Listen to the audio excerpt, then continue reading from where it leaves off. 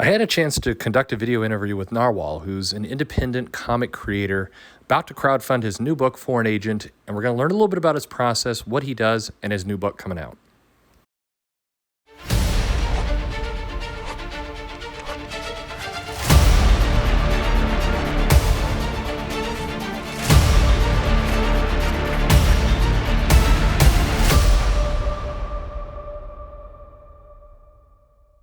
Well, great. Well, I have the pleasure here of talking to an independent comic creator, Narwhal.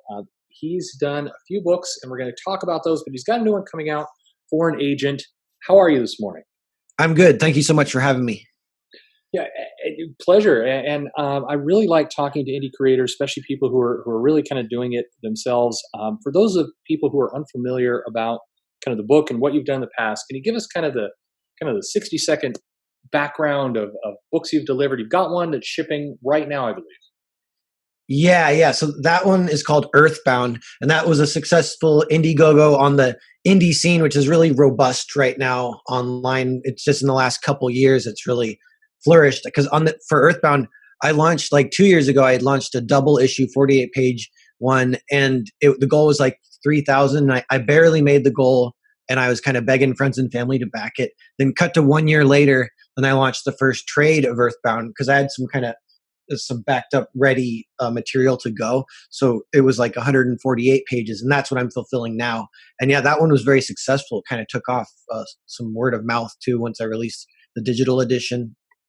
And just like very grateful to kind of the comic indie scene that I'm able to do that. So what it did for me is I went part-time at my day job, which is just a Fred Meyer deli. And so I'm like supplementing my income with comics. It's kind of like a dream come true. And it's also like a bouncing off ground where I got other projects ready to go. Once I fulfill this one, I'll launch another campaign and then other scripts I'm writing. So yeah, it seems like I'm worried a little bit about like if there's another economic crash like in 2009. I wonder if Sure.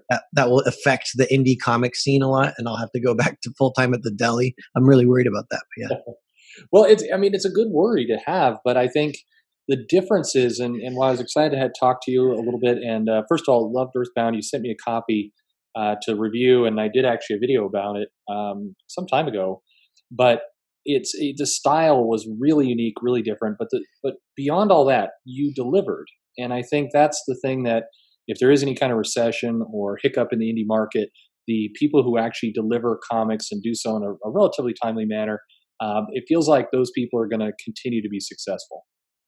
Yeah. It's definitely the rule of thumb kind of is it's almost common sense, but you just do one campaign at a time. Don't launch two because if you haven't fulfilled the first one, you just don't do that. And some people do that, and you can see it hurts them. It'll affect their reputation a little bit. I mean, credibility is a big deal, and I mean, particularly in comics. And if you go back to like the 50s and 60s when Marvel was coming up, Stan Lee was doing his thing, and kind of a lot of ways that the big guys today got started, it was built on credibility. It was built on delivery, and that kind of gets forgotten. So my hat's off to you. You've done a great job. Yeah, thank you. Yeah, and I'm glad you enjoyed Earthbound. And yeah, I sent you like a preview copy of my next book called For an Agent. That's going to launch, I think, in February. So I'm mailing out Earthbound now. I got the boxes. First round of boxes came in yesterday. So I begin that process this week of getting people their books. So it's all very exciting. I had to sign up for a stamps.com account, and they send me a scale, so I weigh the books and I print my own stamps and all that. That's that's the moment you've made it. I think when you've signed up for the stamps.com account, you're on the right track. I have a budget for that, like a budget for these like accounts that cost $15 a month or whatever, and I pinch pennies to the point where I don't even sign up for Netflix, but Mm-hmm. stamps.com, got to do it. Yep. Oh yeah, the delivery is key. Yeah. What's always been true about you, though, is that, and definitely with Narwhal, you're Narwhal, definitely with Earthbound, and now For an Agent, your style is so unique. And I was thinking this morning, it finally kind of hit me. It reminds me of very early scale Mobius, that work from back in the early kind of 80s, the 70s. Tell me, this style of book that comes out, both in the writing and in the visuals, it's very distinctive. Yeah, thanks. And it's definitely like a product of a writing and drawing my own stuff. So part of that is like efficiency. Like kind of when I broke into the industry for the first time, it was a little later for me. I was like 30 and I got one real job kind of in the industry, and it was for this book called Machete Squad. And after that was kind of when I went full indie. But for that book, for a year I was working on that book, but I got that job because the writers, they came to me, they had an artist who fell through because of the quick turnaround. They said we need someone who can write, draw, color, and letter 150 pages in 1 year. Can you do that? And I said yes. And I had never done that before, so it was one of those kind of things, right? Fake it till you make it kind of thing. And yeah, over the course of that year, like yeah, that's really where I kind of solidified almost accidentally, my style. But a lot of it was based on kind of like a little bit of like this efficiency idea where I noticed like, all right, I can do a lot of the work that people do with ink lines, like cross hatching and stuff. I can do that in the color phase. So then my inking just became like almost like holding the color, so the inking phase for me is really quick, and then a little more work on the coloring phase. And so I'm doing some of the jobs. I'm not doing all the jobs, making the ink look beautiful on its own. Like my inking doesn't look good unless it gets colored, kind of. And I do that sort of on purpose because then I can do the pages quicker, more efficient. And I think definitely the influence is definitely like European, and Yeah, that's always been something that I like. I just love the European comic style. My favorite, definitely Mobius, but my favorite is Bengal. Are you yeah, familiar with him? Yeah, oh yeah, and he's a French dude. He's my favorite. I also like Lorenzo. It's like LRNZ. He's a Italian artist, and so those two, and they're kind of similar styles ish. And if you look at them, you kind of could see that the Narwhal style is kind of like that. But I feel like the European style definitely they're kind of like yeah, like more emphasis on color rather than inking. American style is kind of more inking, and then they're also like more influenced by manga than American is, and I'm like that too. I really love manga. yeah. I mean, so going through the book, we'll talk about Foreign Agent in a second, but just sticking with the visuals and kind of the storytelling approach, it reads and plays. Anybody who's seen Earthbound, I think, would also recognize this. It plays almost like storyboards, but very much you let the moments breathe in the comics. So you have scenes that are going on. You have character moments where you're not relying on a lot of text bubbles. You're not relying on having to describe to the reader what's going on. They're able to kind of see from both the pages, the expressions, the positions. You do a lot with kind of very very simple moments in the illustrations that tell the story, and it tells a more powerful story than words were. Yeah, thanks. I do. Yeah, I do a lot of like reaction shots. I'll allow a bubble of just a reaction shot, and it is like kind of cinematic. Which cinematic, yeah, with comics that can sort of be a Hmm. bad thing, But that is kind of my style, and I think like you can do it right. You can do it where, from if I'm trying to defend it in my case, it's like that is kind of like the Narwhal style where it just is. So I got to do it good. Like if I'm going to be cinematic, I gotta uh like it kind of helps for me with like transporting. I do get that comment that people feel like it's like watching a cartoon kind of. And yeah, like controlling the pacing is like one way to kind of do that. It can help. I One thing about that too is it's Earthbound was based on a movie script. So again, that's more cinematic. Then I kind of adapted it and I rewrote scenes that were long dialogue. I would rewrite those and make them less dialogue because I don't feel like drawing like a 6-page conversation. I'd rather draw a 3 or 4 page conversation to get the same point across. Yeah.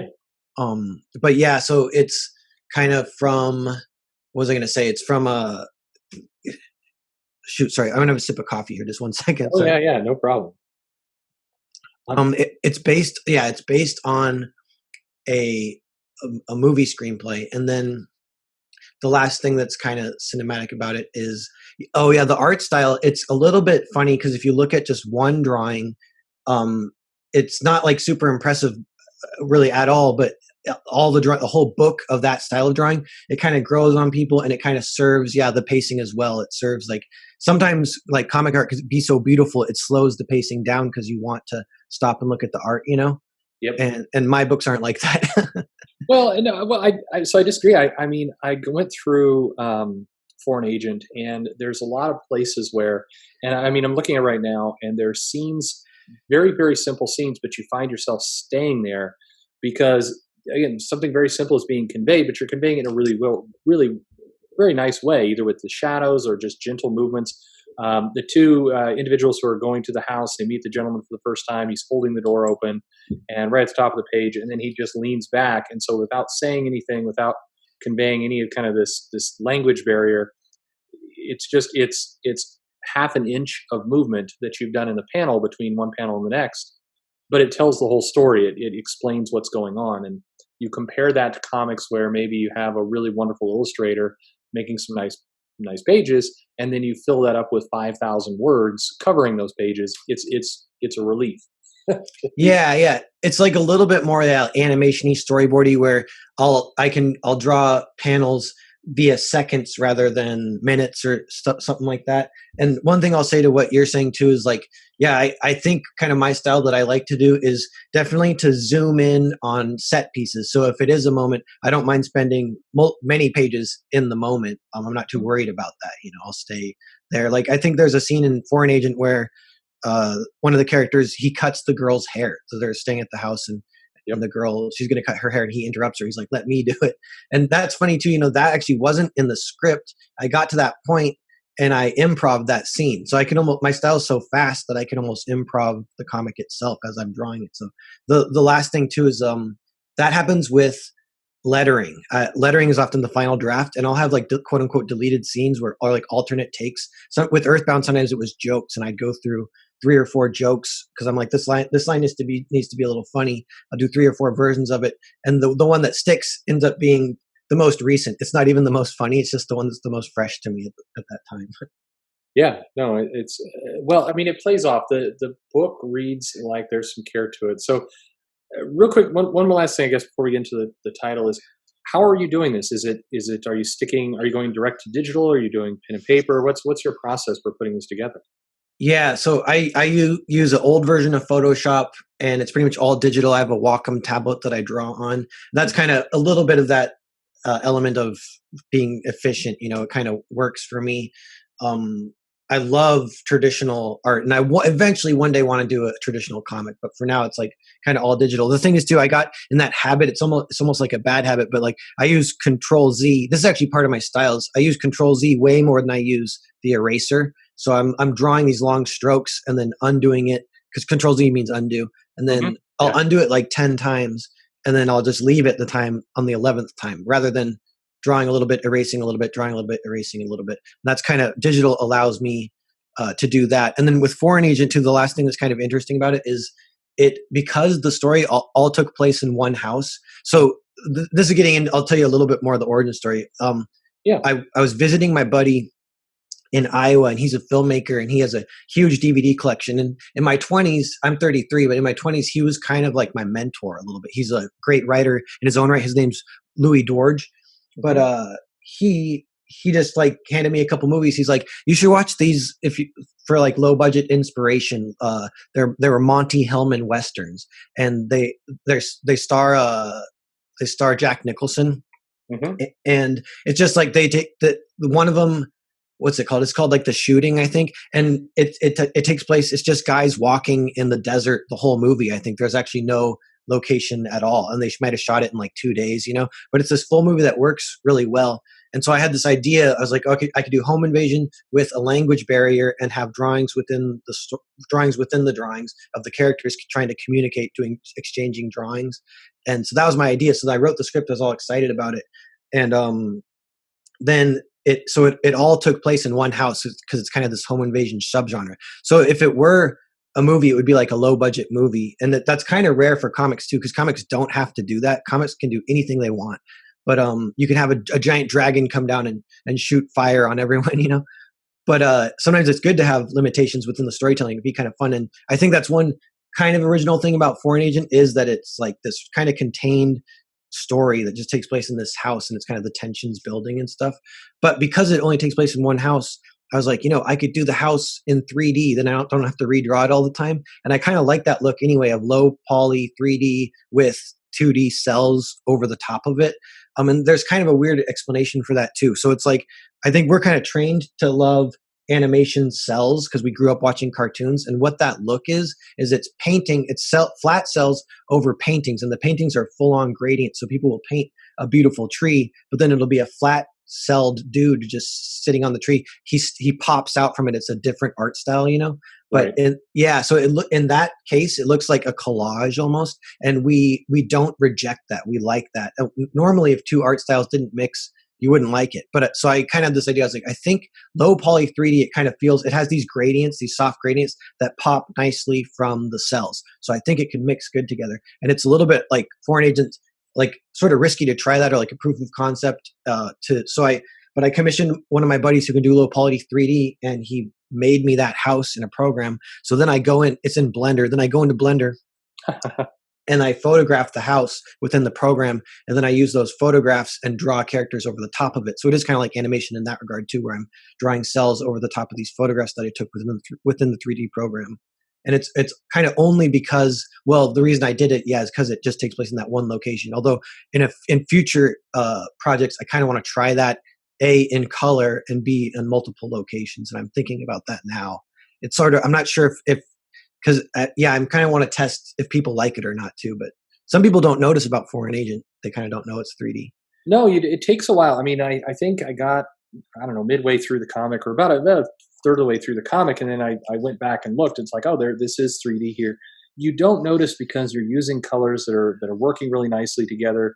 You have a mix between kind of soft colors and sharp lines, and the way it all plays together, it doesn't feel like it stands out. It feels like it fits, and I mean, everything blends very nicely together. It's a nice product. It's very different, and people who've listened to a lot of what I've done, I've always been a big fan of people who are trying something new. I don't like derivative work that's just the same thing over and over and over, because that's, quote unquote, what you're supposed to do. This looks very unique. It looks very new, and no, it just all works really nicely together. Yeah, thank you. Yeah, yeah, I'm definitely like proud of that book. I don't know, and I'm excited to release it. Coming February, I'll be putting it out. So Yeah, so tell us a little bit. So that's the kind of background behind it. Hopefully, people are interested in getting some looks at the visuals. But tell us kind of the pitch for the book. This is a really, like you said, it's a tight story. It's one that is contained with a limited amount of set pieces, a limited amount of people. It would translate. You could see this being made into a movie really easily. It definitely has that feel to it of a good kind of indie solid film with some powerful character work. But tell me a little bit about Foreign Agent. yeah, so Foreign Agent, it's two soldiers kind of like in the middle of a storm. You're not sure exactly what their deal is. It's a little bit of that intrigue. So the other thing is it's black and white too. So it has this World War II feel to it, but then you find out later there are cell phones in the story. So that is even kind of a sort of like a meta twist where, oh, Uh-huh. it's black and white. I thought it was in the past, but it's in the future. But Yeah. so then the soldiers, they bust into this house, and their deal is they kind of want to um hide out there, but they don't want to, they're trying to be friendly, they don't want to like hurt the family. So but there's this language barrier, they speak different languages, and then the young kid of the family and then the young soldier, they're both good artists, so they exchange drawings within drawings to try and get on the same page and communicate.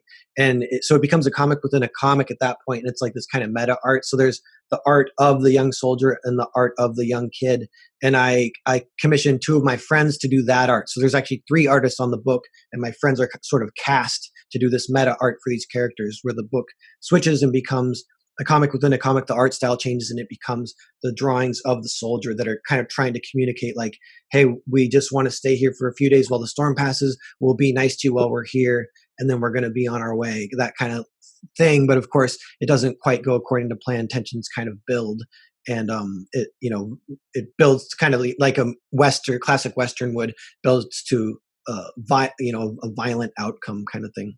Yeah. No, I mean, it's don't want to spoil anything in the book. I would say the last, it does build, the tension builds, and the last 80 pages or so, 60 pages or so get very, very intense. I mean, you bring things to a boil with all these different characters, kind of the different dynamics going on, this language barrier, creating some interesting tension, because as the reader, we can understand both sides. We're able to see the language from both. You use an approach where one group is using kind of standard white background text bubbles, the other is using black background text bubbles. Very simple visual cue to just let you know they're talking in different languages. But it that dynamic of the tension building, the communication being there, being able to see both sides, but we know that the characters can't. It's very well done. I think the quality. I liked Earthbound quite a bit. I like this title more. I think fans of Earthbound are going to really love this.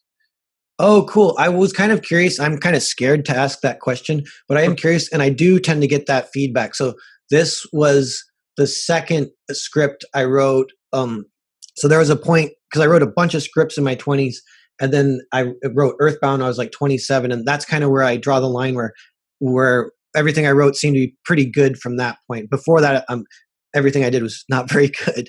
And then Foreign Agent, I wrote it after Earthbound. So it's like a little bit more evolved of the writing, and definitely it's different than Earthbound by quite a bit, but I think people will find it's kind of like the Narwhal style. Someone told me, I got some feedback, they said the Narwhal style is based heavily on kind of like intrigue, and Foreign Agent kind of starts that way too. It's kind of like, where are these guys coming from, what are they doing, why are they interested in these cell phones, that kind of stuff. Yeah. Well, I mean, Earthbound, it built the tension up. You had kind of a sci-fi story, and it built to a level of tension, intrigue. Foreign Agent, you feel from the beginning. I mean, and in fact, the way you set up the story of these soldiers kind of making their way across the snow feels like they're running from something. It's not good. Their situation isn't good. By the time you hit, page 7, you're feeling tense. It does not feel like you're in for a comfortable story. It feels like you're in for something that is going to have, as you said, this intrigue, but it has the strong potential to end badly. You have that feeling from the beginning, and it's as a result, I think you get a more of a thriller type story, but not like a big Hollywood big budget thriller, but something where it's going to be a slow burn the entire way through. The readers never felt very comfortable.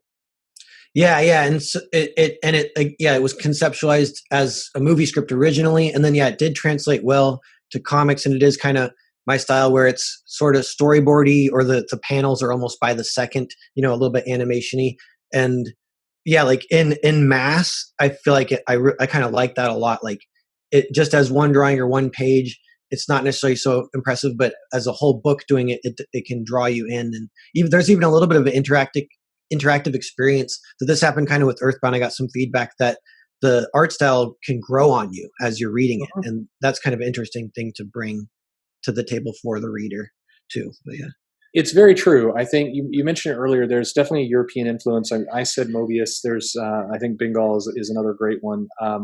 There is this feeling of if you're not used to this art style, if you haven't read a lot of European kind of art comics, then at the beginning you're probably, I don't want to say struggling because that's too negative a word, but you're trying to figure out where these characters are. It's a different style. It probably feels foreign to you as a reader, but you get into it very quickly, and then you start to notice the nuance of just the ripples in the water with the boy in the tub, the as you said, the haircutting scene, and some of the smaller things that are going on in the house, the way you're handling gunplay and that kind of thing. There's a lot that goes on here that is very, very subtle, very nuanced. But I think your speed at picking it up is going to be based on whether you've seen a lot of European comics or not. But I think by the time you get a third of the way through the comic, you've picked it up, and it feels natural to you. Yeah. Thanks. And that kind of reminds me of it, the way it's done in this background's pulled out of this 3D program. I learned about camera lenses because of that, because the 3D program simulates a camera. So different shots, I'll use a long lens or a wide lens. And there's one cool example that I just want to say, and I don't know if I can show examples of the actual art later. It might help to have visuals, but it's when the girl barges in, she's holding a rifle and she points it at August. He's one of the soldiers, and he just has a regular 6-shooter. And so she points her rifle at him, and it's a wide shot really close to her, and her gun actually goes past the camera. So it's really, the perspective makes the gun get really big, and huge kind of on the frame. And then it cut to him, and I used a long lens, so it makes his gun look really small and it's not protruding at all. So like it's like her versus him, her with this rifle that's huge on the page versus him with this tiny gun, and controlling the camera lens to get that effect. It's like the kind of thing that I don't think people would like notice it, but you might feel it a little bit. Yeah, no, definitely you feel it, and so I think I guess I would sum it up as saying just there's some very unique things going on here. It's not a comic that is going to be like everything else you've ever read, and I think that's a good thing. If you've been in comics at all for the last 5 years, and I maybe we shift over a little bit to the community. A lot of what you hear online and what people complain about does boil down to this kind of sameness and this photocopying of art and comics and style. And so you are bringing something kind of distinct and unique to the market here. Yeah, thanks. You know what part of that is too, I realized is because it's kind of based on these movie scripts and because it's not released traditionally through floppies, I don't do like this 22 page structure where every 22 pages it has to kind of wrap up, or it's my stories are kind of from beginning to end, kind of a good flow, build, not really truncated. The Foreign Agent does have chapters, but it's kind of at moments to breathe. I just insert a chapter break, just kind of to give a beat or whatever. But yeah. It doesn't feel like the book's supposed to be separated out that way, and it also doesn't feel like you're having to leave the book at the end with a sequel or a second issue in mind. I know. I was thinking about that. Like these characters, I like them, and so I did think about their future and kind of their past and stuff. And I was like, I could do a sequel, but I don't want to. But I actually, if I did, it'd be funny. I would switch genres, and I would like. It would become like a James Bond story, which is not at all like that. So I would almost do it as a goof, kind of, I don't know, a lark. Yeah. Yeah. Well, I have nothing but praise for the book. Just so people can remember, you're hoping to launch the campaign in February, or when can people start to get their hands on it or start to support it?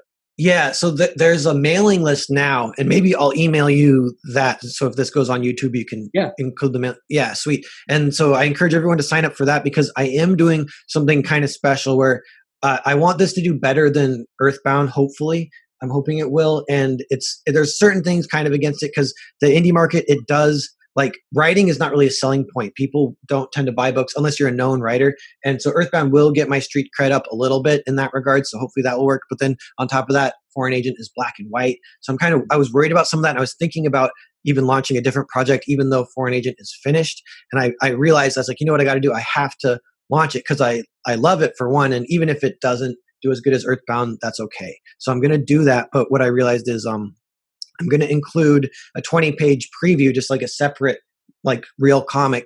I think maybe I'm going to include it for all backers, or maybe just for everyone who backs on the first day. So you want to get on the mailing list to be able to get that. And what that is too is there's kind of a funny story behind it, but it's developed from the ground up within the indie community with the feedback. So like what you mentioned is there's like these critiques of modern Marvel, and like there's people kind of they reminisce and love the 90s.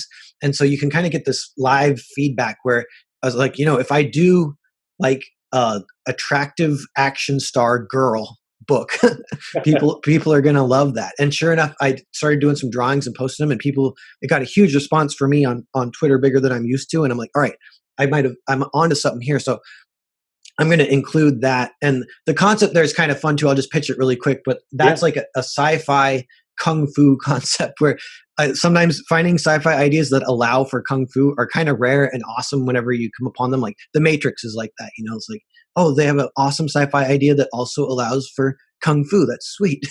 But my idea is like, it's like this satellite appears sometime in the past, we're not sure when, and it projects like this whole race or class of people. They're called specters, and they're like a shared hallucination of everyone on Earth. So we all see them, but they're just kind of they're not really there. And they can kill us just by touching us. But they kind of pass through us. They can walk through walls and stuff, but they actually can touch each other. So there's this huge culture with them of fighting that's useful because bullets go right through them. So guns kind of mean nothing to them, and fighting is kind of where it's at. So that's going to be like this, drop a hot girl into that setup. And that's going to be this 20-page preview that's going to come with foreign agents. So it's kind of like I'm really trying to incentivize people backing that book. Yeah, well, I'm hoping it balances out. I think that the people who deliver, so the fact that you're going to have a book out that people paid for and are actually in their hands and they got what they paid for, I think that's a big plus. I think that should help you. On the other end, and it's a good topic to kind of go into for a little bit. I'm curious to get your take on it. It does seem like there's some exhaustion in the indie market, just of kind of as we talked about before. A lot of campaigns came out, a lot of them that were tied to not just comics, but videos and drama and fights and all this other stuff that has nothing to do with comics. Do you see any of that hurting you? Do you see any of that for an aspiring kind of indie artist, writer, somebody who's trying to put out comics? Does that become a distraction, or how do you balance against that? Yeah, I wonder. So when I first so part of it is like the Comicsgate, this term Comicsgate, Hmm. and I was so I'm kind of in Comicsgate, and when I first jumped in, I was so nervous about it because I knew I wasn't going to get a mainstream job definitely after that. But kind of what happened, I actually pitched Foreign Agent to the people that published Machete Squad, which was that actual real pro job I worked on, Hmm. and they told me, they're like, we like it, we all think it's cool, but we're gonna pass. And I was like, all right, I'm out of I'm gonna do Comicsgate then. I'll see you guys later. And the writers of that book, they kind of don't talk anymore. I think I don't know if I got officially blacklisted, but it's funny. Comicsgate's kind of what are you controversial, Sure. but it's like in general, it's I kind of just use it loosely because it feels like in general the indie comic scene, a bunch of them, like they'll tolerate or they kind of ignore it, but because there's a bunch of friends I have that aren't really Comicsgate, but then they kind of are. Like the word is so in some ways doesn't mean anything. So in general, it's kind of just this robust indie scene that, yeah, there's a little bit of exhaustion. There's a lot of campaigns or like a handful of campaigns that haven't fulfilled yet that people are burned by. But yeah, if I gave like advice to an artist jumping in, I would say definitely do it because um, I don't know, like it's growing, but there is this element of like the competition gets more stiff as more people jump in, but then it's also growing, and there's this concept of a rising sea raises all ships, and the way, so part of the model too that's kind of interesting. You're doing some of this is YouTube is so important and so useful. I don't know, have you followed Clint? He's a Sweetcast at all. Have you Yes. followed him? Yeah. Yes. Yeah. So he did the model sort of perfectly, where he wanted to do a book. So about a year before that, or maybe 6 months before that, he started uploading every day a YouTube video, and he's just covering kind of the comics uh, scene. It's like a comics channel, and then he's pitching his mailing list on every video. So he got his mailing list up to like 350 people signed up for it or something, and then 6 months later, then his campaign's ready. He launches it, and he was funded like 10,000, not 10,000%, but like 1,000% on day one. Like, I don't know, his campaign it's over 30K now. I think it's raised, but yeah, so the idea of like a lot of YouTubers, they sell merch, and like the modern indie comics model is sort of like the comics are our merch. So YouTube is like a big part of it. And that's like, it's not for everyone. And some people lament it, or it's not really your most natural state, but that's kind of the way it is a little bit. I think it's like I remember when I was scared of doing indie because I'm like, oh, I'm gonna have to deal with a printer, and then shipping them is gonna be so much work. And I'm glad I did it because it gets demystified and less intimidating once you go through the process. But I think like YouTube's almost part of that. It's like intimidating to some people, but jumping on these live streams, and yeah, the community is great. Like, you're part of that, but just people jumping on live streams and talking is amazing and fun. And I love listening to it while I draw. So for me, the whole scene is beautiful. And I'm actually super grateful because of what it's allowed me to go less hours at the deli, which I don't like. I don't like the deli, so I'm just so grateful. And yeah, I don't know if I've answered your question. I'm so sorry, but No, I, no, it's yeah. good. That is it. I think you hit up on a bunch of things there, and I always think about the people who are out there who want to do a comic. They've got an idea, they've got some talent, they're excited to get in there and do it. But so, what are the barriers? And 5 years ago, the barrier might have been just it was mystifying of how you get a comic published, all the ins and outs, dealing with a publisher or a printer. The big guys won't talk to you because you don't live in the right place, you don't have the right network. And then today, or I guess about a year ago, there was this big kind of swell of opportunity for a lot of indie comic creators. But what I wonder and what I worry about is uh, how many people are sitting at that crossroads where, at the end of the day, they just want to put out their comic. They just want to have that support from the community. They just want to get that piece out, and they worry that they have to subscribe basically to, you're either on one side of the fence or the other. Is there room for somebody who just wants to make a comic, deal with the community, and not get involved in anything else? And you're saying yes. Yeah, like because I can think of like actual examples. Like there's a guy named Matt Krotz and his book. Oh, what's it called? I backed it and I love it. And it's like a little more European, a little more indie. And yeah, it's funny. Like he doesn't play the game like everyone else, but he's great and he's there. And his books will do more and more as he does more and more campaigns. But I think his first campaign, I don't know if it was like 8K, 10K, 12K, somewhere around there. Like by all means, a success. It's compared to some of the other super high tier books, it's not as much. And I'm wondering, like, you could quote unquote sell your soul more and make a little more, but it's like people who don't want to do that, it still works for you. You can this model of a campaign that raises 8K, that's enough to order a print run, fulfill it, and get some profit. So and he writes and draws his own stuff, which that helps for indie creators. Like I'm glad I'm in that position because then you're not splitting the profits with anyone. So it kind of helps in my case, going less hours at the deli. I had the same question to Larry King, who also does comics, but on the indie scene, kind of his own way. How much, what number should people be targeting? And I asked this question for this reason. I had some people come to me and say, I'd like to do a comic, but I kind of dipped my toe in the water and realized I couldn't make 150,000, and so I can't be profitable with that. And I remember thinking, good Lord, I mean, that's I just do people look at the big names, seeing them pull in six figures, and think that that's where you've got to go? From your perspective, what do you need to ship a comic? Yeah, like I think a big part of it is attitude, and yeah, that would be the wrong attitude if you like come in with dollar signs in your eyes. Yeah. If people if you get the feeling that they're trying to capitalize on a sort of gold rush ish that at least was happening a year ago, and now there's so much competition, it's a little bit less of a gold rush, although it's definitely an opportunity still. But yeah, like I can even sense that if I sense that someone's got dollar signs in their eyes, then I probably will help them less, But you Hmm. can tell when people jump in and they've been wanting to do a book forever. By the way, comics, it is interesting. This is also something that Clint Sweetcast pointed out, but comics are a rare medium where a huge percentage of the readership also is or wants to be creators. So it's like Right. over 50%. Yeah. Whereas movies, just by contrast, is like less than 5% easily. It might be like 1%. But comics is like 50%. So that's again part of the community. Like everyone thinks, like on my YouTube channel, I talk a lot about writing, and that's even like gets a fair amount of audience within like the indie scene, just because people are interested in the writing theory, all that kind of stuff. Yeah. So I guess the thing I want everybody to hear is, you shouldn't. It's not just going out with dollar signs, guys. You don't need to make $100,000 in your campaign to have a successful book. You don't need that much money to have a successful book. Yeah, yeah.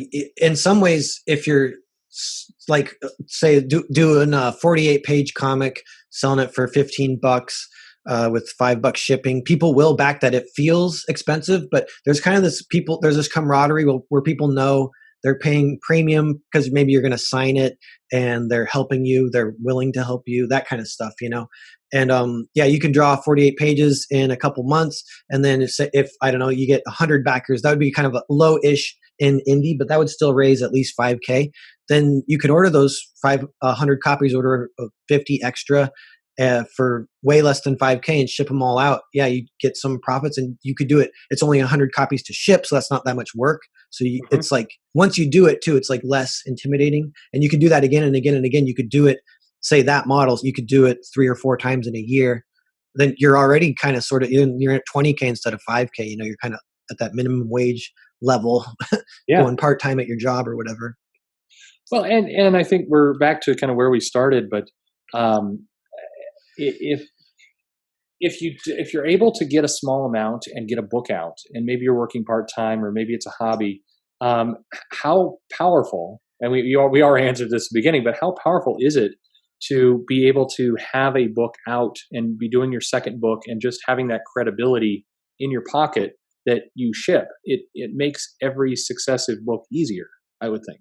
Yeah, that's got to be true. And there's again a couple creators I can think of where I know I'm definitely backing their second book.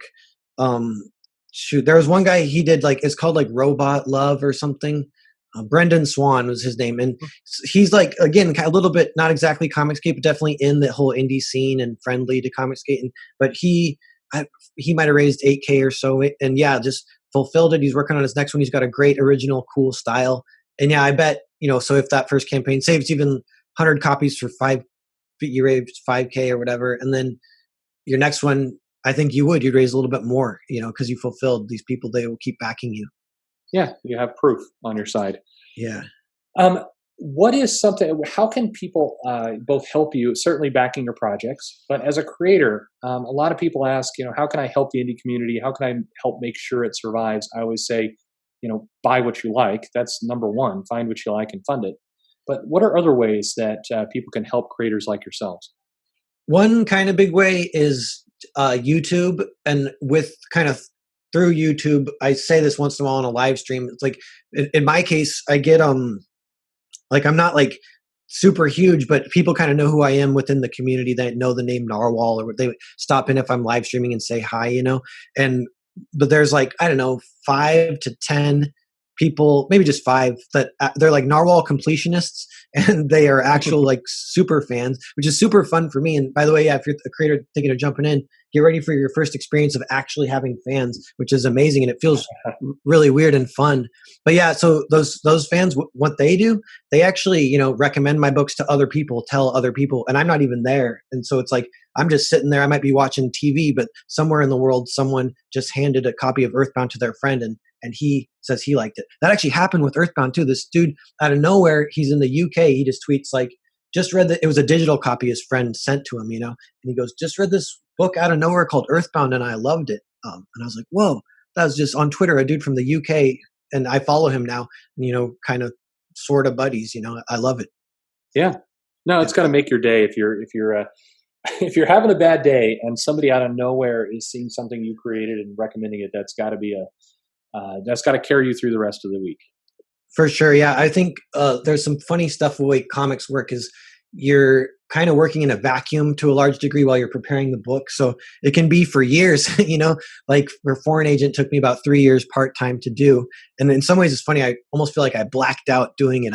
It's like cut to 3 years later and I'm like, it's done. I'm like, whew, whatever. But, but so now then I have this book. I'm like, all right, now I actually get to cash in on, the good feelings. I call it satisfaction. The people actually telling you they like it or whatever. And you don't get any of that for 3 years, but then you get a lot of it. It feels really good. Yeah. Well, it's a wonderful title. I do recommend definitely people check it out. So in the description of this video, I'll put the link of how you can find Narwhal, how you can get to the mailing list, where you can see these things. If anybody missed out on Earthbound, is there a way they can still get that book? Yeah, it's actually still in demand. It'll be in demand for like another month. I'm kind of hoping that I'll get a few more sales because I way over ordered copies kind of ambitiously. I think I sold 600 copies and I ordered 2,000. So okay. Eventually when I release Earthbound Part 2, it's going to go on sale again and I'll sell a bunch then. But as I'm shipping them out, I'm hoping there'll be some positive word of mouth that might bring some new sales in as well. So it'll stay open for like another month or so. Excellent. Well, thank you very much for spending the time talking to all of us. As I said, it's a wonderful book. I hope you check it out. Definitely something unique. If you are, with Earthbound, with Foreign Agent, if you are tired of the same old comics over and over again, this is something that's different. It's unique. You're guaranteed a nice, full original story and something that you're going to remember. Foreign Agent stuck with me for many days after I read it. So high compliments. It's a great book. Yeah, thank you. That's awesome. And that feels good. And thank you so much. And yeah, thanks for having me. And yeah, I really appreciate you. I appreciate your general presence in the scene as well. Yeah. Well, I'm friends to everyone and no one at the same time. So I try though. Yeah. To help out. So, well, excellent. Well, thank you very much. Yeah, thank you.